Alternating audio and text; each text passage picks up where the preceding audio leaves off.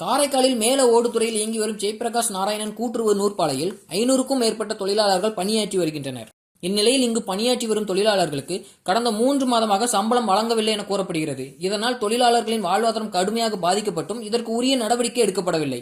மேலும் கூட்டுறவு நூற்பாலைக்கு நிரந்தர மேலாண் இயக்குநரும் பணியமர்த்தப்படவில்லை என கூறப்படுகிறது. இதனால் நூற்பாலையில் நிர்வாக சீர்கேடு ஏற்பட்டுள்ளதாக நூற்பாலை தொழிற்சங்க நிர்வாகிகள் லட்சிய ஜனநாயக கட்சியின் தலைவர் ஜோஸ் சார்லஸ் மார்டினிடம் தெரிவித்தனர். இதையடுத்து அவர் இதுகுறித்து சம்பந்தப்பட்ட அதிகாரிகளிடம் பேசி உரிய தீர்வு காணப்படும் என தெரிவித்தார்.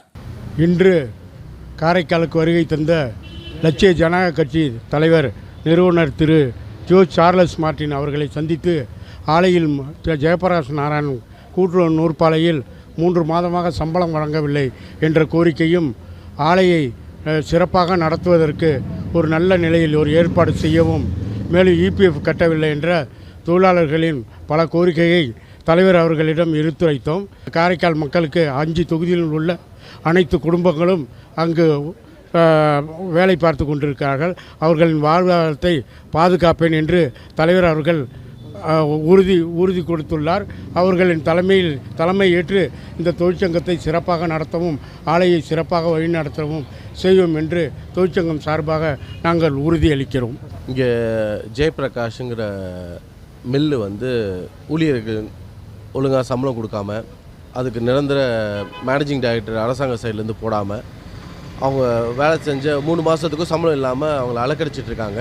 இதில் 500க்கும் மேற்பட்ட ஊழியர்கள் வேலை செஞ்சு இதில் பயன்பட்டு இருந்தாங்க. இப்போ அது ரொம்ப அவங்க வாழ்வாதாரமே சிரமமாயிட்டிருக்கு. அனைத்து அரசு நிறுவனங்கள் எல்லாமே அதே மாதிரி ஹைட்ரோ எலக்ட்ரிசிட்டி பார்க் இருந்தது, அதுவும் செயல்படாமல் இன்றைக்கி நிறையா EB நம்மளுக்கு பெரிய எலக்ட்ரிசிட்டி பொதுவாகவே புதுச்சேரி காரைக்காலுக்கு ஒரு பெரிய இஷ்யூவாக இருக்குது. நம்மக்கிட்டே சொந்தமாக அதை இருக்கும்போது அதை நம்ம நல்லா பயன்படுத்தி அதை பயன்பாட்டு கொண்டு வந்துட்டோம்னா நம்மளுக்கு ஒரு பெரிய ஹெல்ப்ஃபுல்லாக இருக்கும்.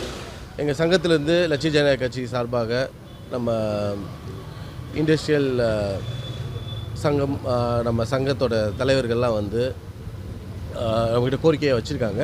அந்த கோரிக்கையை நாங்கள் நிறைவேற்றுமாறு சொல்கிறோம். அதே மாதிரி நாங்கள் இந்த மாதிரி இஷ்யூஸ் எல்லாமே நாங்கள் எடுத்து அடுத்தது சம்மந்தப்பட்ட அதிகாரிகிட்டையும் பேசுகிறதா இருக்கோம். இந்த மாதிரி அரசாங்கம் கொஞ்சம் சீக்கிரமாக சில விஷயங்களை எடுத்து முன் வச்சு அவங்களுக்கு இருக்கிற சில இஷ்யூஸ் எல்லாம் சீக்கிரம் சார்ட் அவுட் பண்ணால் ரொம்ப நல்லாயிருக்கும்.